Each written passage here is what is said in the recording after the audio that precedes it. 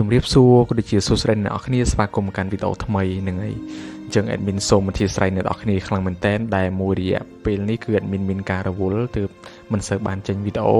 សម្រាប់ចែកម្លែកទៅកាន់គ្នាអ្នកនរគ្នាហ្នឹងហើយអញ្ចឹងចាប់ពីថ្ងៃនេះតទៅគឺ admin នឹងព្យាយាមហ្នឹងហើយចេញវីដេអូឲ្យបានទៀងទាត់ហើយនឹង admin នឹងធ្វើការចែករំលែកតាក់ទងជាមួយនឹងព័ត៌មាននានាក៏ដូចជាព្រឹត្តិការណ៍ដែលបានកើតឡើងនៅក្នុងប្រទេសនិងក្រៅប្រទេសដើម្បីជាចំណេះដឹង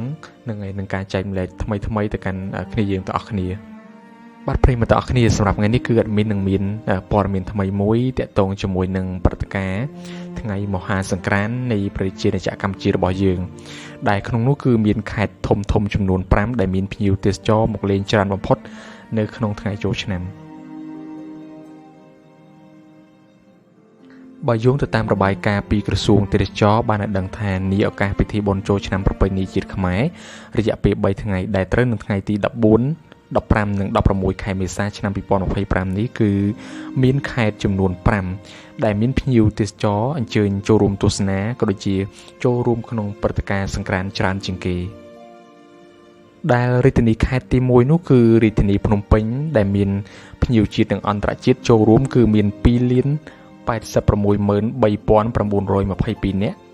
ហើយសម្រាប់ខេត្តទី2គឺខេត្តសៀមរាបដែលមានភ្ញៀវចូលរួមទស្សនាក៏ដូចជាចូលរួមព្រឹត្តិការណ៍សង្ក្រាន្តគឺមានចំនួន2,075,818 នាក់សម្រាប់ខេត្តទី3គឺខេត្តកំពង់ចាមដែលមានភ្ញៀវទេសចរជាតិនិងអន្តរជាតិចូលរួមមាន2,074,828 នាក់ហើយសម្រាប់ខេត្តទី4នោះគឺខេត្តព្រៃវែងដែលមានភ្ញៀវទេសចរជាតិនិងអន្តរជាតិចូលរួមមានចំនួន2,039,4343 នាក់ហើយសម្រាប់រាជធានីខេត្តចុងក្រោយដែលមានភ្ញៀវទេសចរជាតិនិងអន្តរជាតិចូលរួមច្រើនដូចគ្នាគឺខេត្តបាត់ដំបងដែលមានចំនួន1,074,1795 នាក់គួរជម្រាបផងដែរថាភ្ញៀវទេសចរនិងបងប្អូនប្រជាពលរដ្ឋដែលបានចូលរួមកំណើកម្សាន្តទូទាំងប្រទេសនៅកំឡុងពិធីបុណ្យចូលឆ្នាំប្រពៃណីជាតិខ្មែរមានចំនួនប្រមាណជា23,977,441 នាក់កើនឡើង 9.9%